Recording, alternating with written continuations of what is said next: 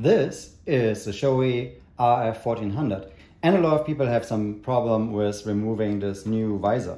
First of all, it has the center lock here, but actually to remove it, you have to use this. Step 1, open the visor all the way to the top. You will notice there's a notch. Then step 2, you have here this little lever. You see there's a little bit gap here and this entire mechanism can move, so there's always tightness on it. So you put your finger in here and move the entire mechanism forward, like so. I hope you can see this.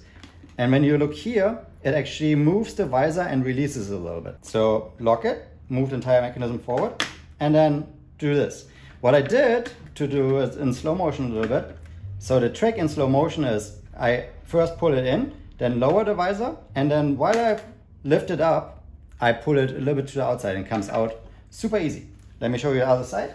Same thing, open it all the way, push this lever in, pull the mechanism down, lower the visor, and go up again and it comes out. No problem. Now for installation is much easier. You have to reinstall it. Locate this notch and this little bar. Same thing here, notch and bar. Notch goes into this little square hole, and then of course the bent bar goes into this. So with a tinted visor it's a little bit harder to see. So I use this, I move this so I can really see where it goes, and just align this with this little hole right here. Then just hold it in place, do that on the other side.